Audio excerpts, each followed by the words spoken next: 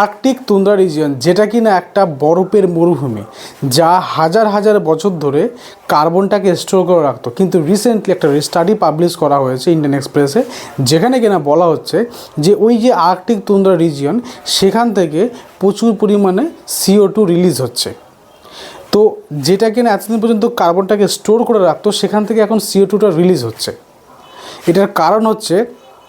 Micro organism সেগুলো অত্যন্ত ঠান্ডায়, মানে নেগেটিভ টেম্পারেচার ওখানে, সেখানে কিন্তু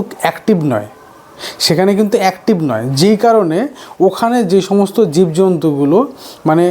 পশু পাখি যাই আছে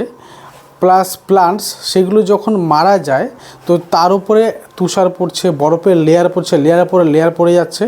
কিন্তু সেইগুলো সেই রকম ফ্রোজেন অবস্থাতেই থাকছে, কোনো রকম ডিকে হচ্ছে না। আমাদের যেটা নর্মাল এনভায়রনমেন্টে যেমন কোনো একটা প্লান্টস ডেড হয়ে গেল বা কোনো একটা অ্যানিম্যাল ডেড হয়ে গেল, হিউম্যান ডেড হয়ে গেল, অটোমেটিক্যালি মাইক্রো অর্গানিজমগুলো অ্যাক্টিভ হয়ে থাকে, তো সেটা অটোমেটিক্যালি বডিটাকে ডিকে করতে শুরু করে দেয়, মানে পচাতে শুরু করে দেয়। কিন্তু অত্যন্ত ঠান্ডায় এই যে মাইক্রো অর্গানিজমগুলো আছে সেগুলো কিন্তু ওই বডিগুলোকে পচাতে পারে না, তারা কিন্তু অ্যাক্টিভ হতে পারে না ঠান্ডার কারণে। যেই কারণে অ্যাকচুয়ালি আমরা ফ্রিজে দেখবে খাবারটাকে স্টোর করে রাখি, যাতে মাইক্রো অর্গানিজমটা অ্যাক্টিভ না হতে পারে, ঠান্ডার কারণে খাবারটা ভালো থাকে। ঠিক এক্স্যাক্ট সেম সিচুয়েশান, অর্থাৎ ওখানে যে হাই টেম্পারেচার, এই নেগেটিভ দিক থেকে হাই টেম্পারেচার, তো সেই নেগেটিভ হাই টেম্পারেচারের জন্য ওখানে মাইক্রো অর্গানিজমগুলো কিন্তু অ্যাক্টিভ হতে পারে না, মানে পচন সৃষ্টি করতে পারে না কোনো বডিতেই, সেটা প্ল্যান্ট বডি হোক, অ্যানিমেল বডি হোক। কিন্তু রিসেন্টলি যেটা স্টাডিতে পাবলিশ হয়েছে, সেখান থেকে কিন্তু এই বডিগুলোতে পচন হচ্ছে, অর্থাৎ বডির মধ্যে যে কার্বন স্টোর করা রয়েছে সেই কার্বনগুলো এয়ারে রিলিজ হচ্ছে,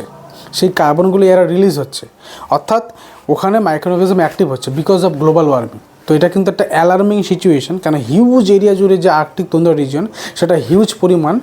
তোমার কার্বনটাকে স্টোর করে রাখছে, যেটা এখন যদি আস্তে আস্তে রিলিজ হয়, সেটা কিন্তু একটা মানে এনভায়রনমেন্টালি একটা বড় একটা ইম্প্যাক্ট পড়তে পারে। তো এটা একটা মনে হলো ভ্যালুয়েবল ইনফরমেশন, তাই সবার সাথে আমি শেয়ার করলাম।